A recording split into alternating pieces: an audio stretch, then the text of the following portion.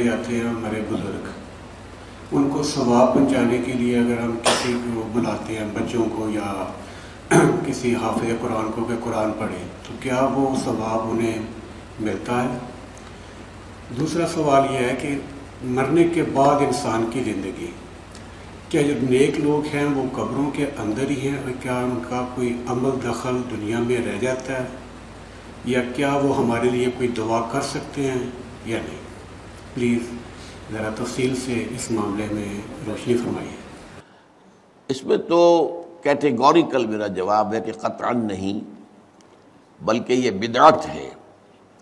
یعنی یہ بجائے آپ کو کوئی ثواب دلانے کے الٹا جو ہے آپ پر گرفت ہو جائے گی، ایسی کوئی چیز صحابہ سے ثابت نہیں ہے۔ اور ہمارا دین وہی ہے، ما انا علیہ واصحابی، رسول نے فرمایا جس چیز پر میرا عمل ہے اور میرے صحابہ کا ہے، دین تو اصل میں وہی ہے۔ جہاں تک ایصال ثواب کا تعلق ہے، اس میں ہمارے ہاں ذرا کافی مختلف آراء موجود ہیں۔ مجھے اس رائے سے اتفاق ہے کہ مالی اگر کوئی عبادت ہے، اس کا ثواب آپ اپنے کسی فوت شدہ بزرگ کو منتقل کر سکتے ہیں۔ مطلب آپ نے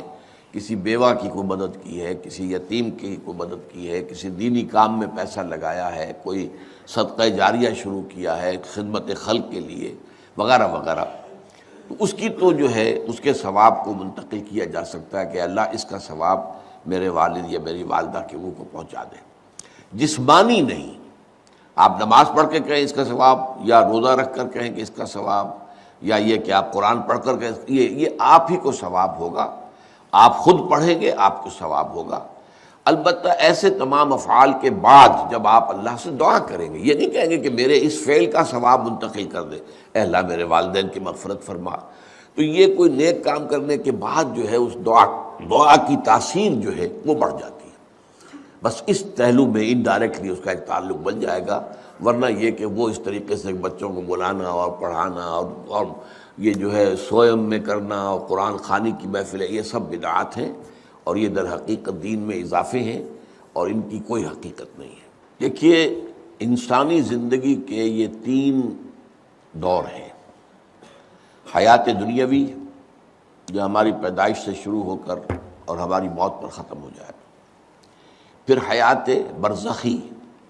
موت سے لے کر قیامت کے دن تک،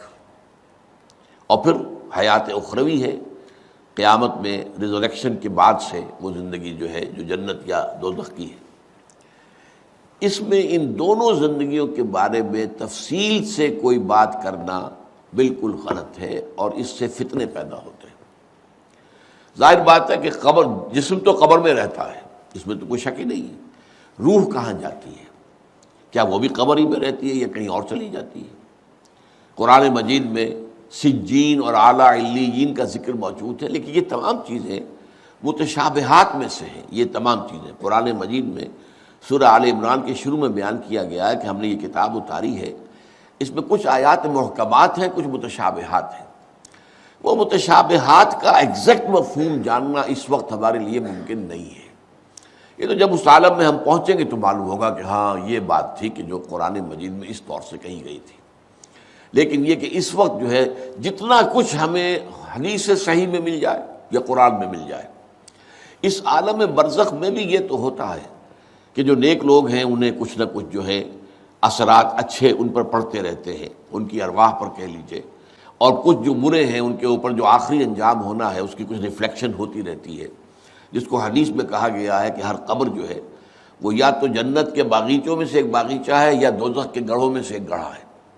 یا کہیں کہہ دیا جاتا ہے کہ کھڑکی کھول دی جاتی ہے اس میں، یا جنت کی طرف سے کہ ٹھنڈی ہوائیں آئیں، خوشبوئیں آئیں،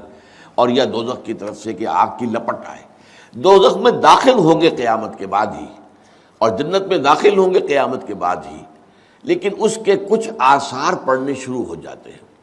وہ جس کو انگریزی میں آپ کہتے ہیں coming events cast their shadows before,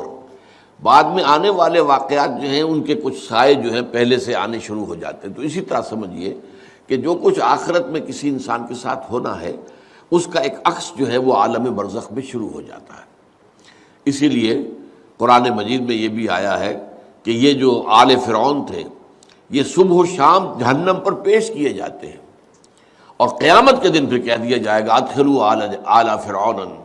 نار، ان کو داخل کر دو آگ کے اندر۔ تو یہ اس حد تک، باقی یہ ہے کہ تفصیل میں جانا، ہاں ایک رائے ہے، یہ شاہ ولی اللہ دہلوی رحمۃ اللہ علیہ کی ہے، اگر ان کی رائے نہ ہوتی تو میں اسے بیان بھی نہ کرتا، لیکن یہ کہ وہ ایک بہت بڑے محدث اور بہت مفکر اور دین کے فلسفے سے بہت بڑے واقف انسان تھے۔ انہوں نے کہا کہ جو اولیاء اللہ ہوتے ہیں، اللہ کے نیک بندے، اللہ کے بندے، ان کے انتقال کے بعد ان کی روحوں کو بھی اللہ فرشتوں کے طبقہ اسفل میں شامل کر دیتا ہے۔ یہ فرشتے ہیں نا، اس وقت بھی موجود ہیں۔ ابھی شاید اگلے ہی جمعے میں وہ حدیث جو ہے اس کا بیان آئے گا کہ جب بھی کسی گھر میں، اللہ کے گھر میں کچھ لوگ اس لیے جمع ہوں کہ اللہ کی کتاب پڑھیں اور سمجھیں اور سمجھائیں، تو ان کے اوپر فرشتے گھیرا ان کا ڈال لیتے ہیں، اور ان پر اللہ کی طرف سے سکینت نازل ہوتی ہے اور رحمت نازل ہوتی ہے، اور اللہ ان کا ذکر کرتا ہے فرشتوں کے پاس، دیکھو میرے بندے، تم کہتے تھے یہ فساد مچائے گا، دیکھو یہ بھی تو ہے نا جو میرے کلام کو پڑھنے کے لیے میرے گھر میں جمع ہیں۔ تو فرشتے ہیں موجود، ہم میں سے ہر ایک کے ساتھ 2 فرشتے موجود ہیں۔ تو یہ فرشتہ اسفل ہے، سب سے نیچے، جو دنیا کے کاروبار کو چلانے میں اللہ تعالیٰ کے سول سرونٹس ہیں،